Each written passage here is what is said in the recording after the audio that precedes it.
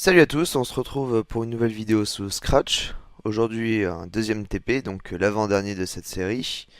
Et on va aujourd'hui, enfin on va voir comment réaliser un snake. Donc aujourd'hui c'est juste la vidéo de présentation. Qu'est-ce que vous devez réaliser, comment vous allez devoir le faire, quelle tête ça doit avoir. Et la vidéo suivante, ce sera la vidéo explicative et correction si vous avez réalisé ce TP.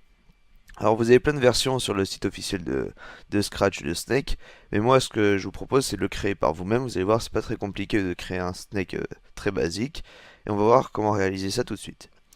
Alors je vais vous montrer ce que vous devez faire.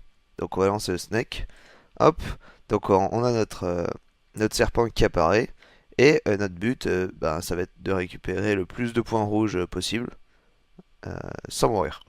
Alors, là j'utilise les flèches directionnelles afin de déplacer mon serpent. Donc vous voyez, le serpent est constitué de carrés noirs.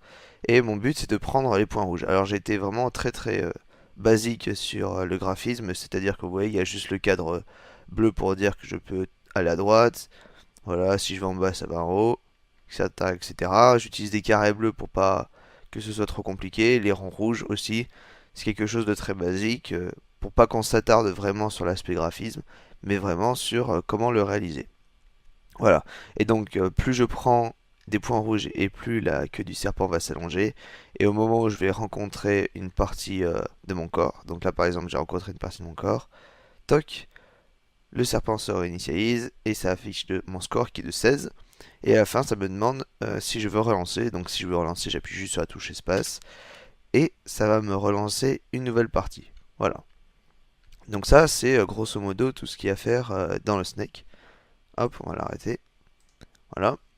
Et maintenant, je vais vous parler de quelques petits indices afin que vous puissiez réaliser votre snake.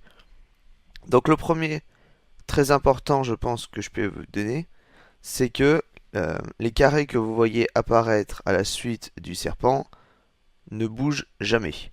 C'est-à-dire qu'ils sont complètement statiques. Alors, peut-être au premier abord, vous comprenez pas trop pourquoi et comment je peux les laisser statiques, mais ils ne bougent pas. C'est-à-dire qu'il n'y a que la tête du serpent qui bouge véritablement, à l'écran, et tout le reste est complètement immobile, même le point rouge. Voilà. Donc ça c'est le premier indice, réfléchissez bien à ce que ça veut dire, à qu'est-ce que ça implique, mais si vous comprenez ce que ça veut dire, vous allez voir, vous allez avoir beaucoup plus de facilité euh, à réaliser votre snake. Deuxième petite chose, comme vous voyez, il est très important de, de faire passer votre serpent à l'opposé du mur dans lequel il rentre pour apporter du réalisme. Ça aussi, c'est pas très compliqué, mais je veux que vous le réalisiez. Et la dernière petite chose, donc c'est un indice pour faciliter la prise d'information sur qu'est-ce qui se passe à l'écran. C'est le moment où vous mangez le point rouge ou le moment où vous touchez votre cadre. Donc pour, euh, pour détecter que pour détecter que vous avez mangé un point rouge, utilisez ce bloc de capteur qui se trouve ici là. Donc vous utilisez le capteur couleur touchée. Et pour la partie manger, donc vous avez juste à utiliser couleur noire touchée. Petite chose importante, il faut bien évidemment que le cadre qui est tout autour ne soit pas noir pour que ça puisse marcher. Voilà.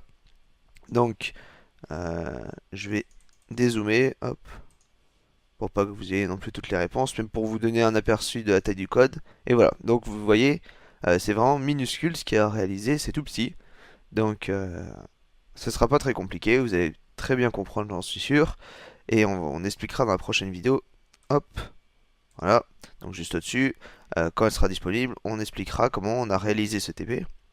Et vous allez voir, c'est tout bête, mais je pense que vous pouvez le réaliser d'ici là. Donc si vous avez des questions ou si il y a des petits détails que vous n'avez pas compris, n'hésitez pas à me les poser dans l'espace commentaire. Et c'est tout. Donc merci d'avoir regardé la vidéo. Dites-moi ce que vous en avez pensé. Et sinon, on passera au dernier TP juste après la correction. Merci.